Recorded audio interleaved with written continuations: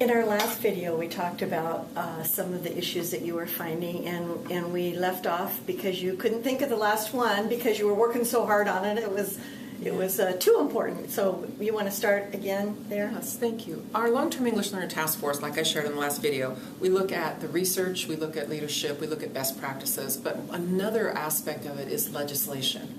We are very much advocates to support legislation that looks at how to help long-term English learners and English learners in general in our schools here in California.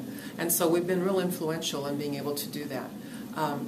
What I would like to share with regards to the data, some of the findings, when I talk about 41%, it's not like one or two districts. When we look at our districts in our county, all 23 of them have issues with regards to long-term English learners, to the point that 16 of the 23 are in program improvement because they're not making the academic achievement targets in language arts and math on the CST for their English learners. With their English learners. And most typically, the ones that are not making the targets are our long-term English learners.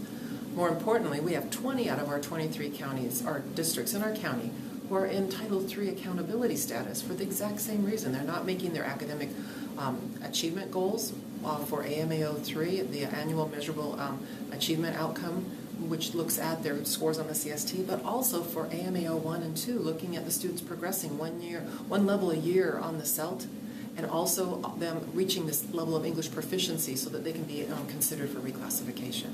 That's a huge percentage of our districts that have documented issues with regards to the long-term English learners.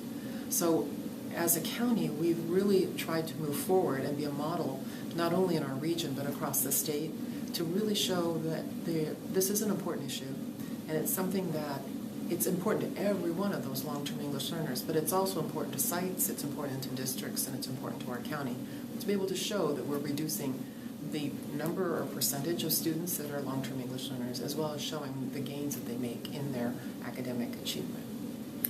When we have this group of long-term English learners, what do you think causes that, or why are we producing two diverse groups of English learners?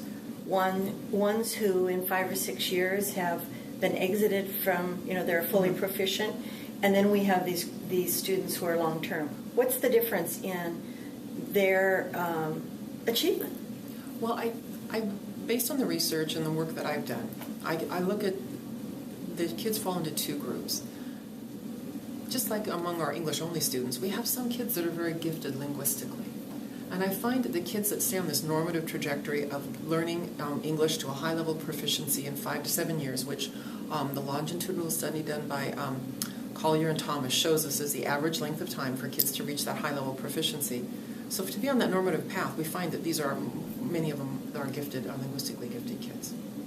The kids that are not on that path often are ones that are more challenged linguistically, just like we have English-only students who are very challenged. We have a lot of kids that are not proficient on their grade level standards and can't read grade level text, and they're English-only students.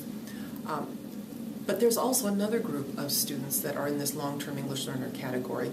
Not only might there be issues with regards to them just having basic challenges in literacy, but we also look at their educational experience, and we also have to look at their background. So when we look at their educational experience, we often find that there have been many years in a row, or through critical junctures through their educational experience, where they had teachers who were not as capable or not as aware of the need to differentiate their instruction to support them linguistically. And so what has happened with the kids is that they have lost ground. Instead of gaining 1 year's worth of knowledge based on their grade level standards, they're maybe gaining a half a year.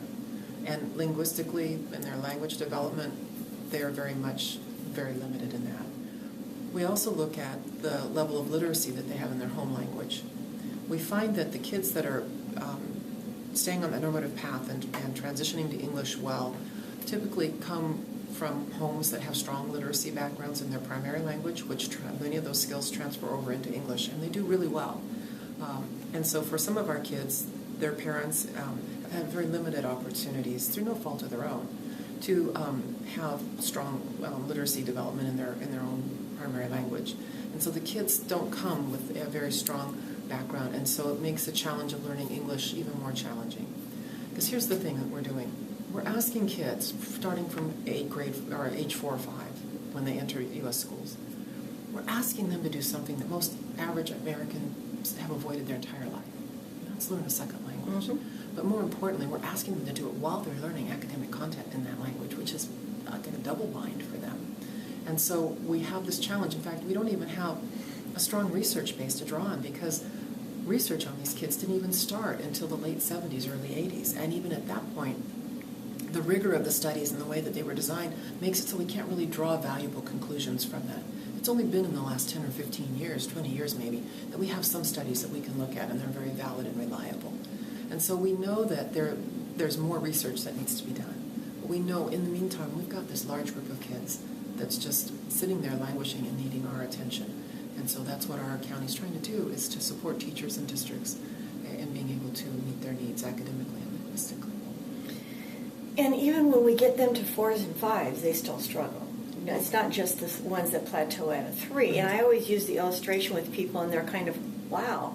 My daughter, who was a French major, and she had a native French speaker all through high school, did very well in French, no missteps in her accent or anything, majored in French in college, went to Paris for a semester, and because my husband is an art teacher, he said, oh, you have to take an art history course while you're there. Go to the Sorbonne and take an art history course. So she did. And she wrote us a letter a couple weeks later and said, I dropped the art history course. And we're, you had this fabulous opportunity. And I said, was your French not good enough? When I got to talk to her about it, she says, oh, my French was fine. I understood everything they were saying. I didn't know what they were talking about. So she had no context. Mm-hmm. Because they taught the entire history, art history, in the context of French history. Mm-hmm. And it made me realize how often we do that to our students mm-hmm. here. We assume they come with a background to school that is similar to what our children came to school with. And they haven't had those exposures. Mm-hmm. They have no idea what we're talking about, even if they understand the word. Mm-hmm. Does that make sense? Yes, it does. And oftentimes that background knowledge is what's such a critical piece for our students. And teachers often, given all the pressures and the things that they're being asked to do right now, oftentimes making that connection that I've got kids that may not have background knowledge in this, sometimes just doesn't jump to the forefront as they're planning their lessons and delivering their instruction. And so there are gaps for the kids with regards to them being able to make a connection. For instance, one of my colleagues here has her PhD from a UC campus and is very, very fluent in English, a native Spanish speaker. But one of the things that confounds her the most, even now as an adult, now near my age, are the idioms and the expressions that we use, mm-hmm. requiring that background knowledge. And so often, even at her place now at the county office and high level of administration in the educational world, well, she'll turn to me and ask me, what does that mean? Because she's taking it very literally, and there's no connection. The one thing I can make, I had a student one time say to me, so one of the kids in the classroom said, what's the matter, the cat got your tongue?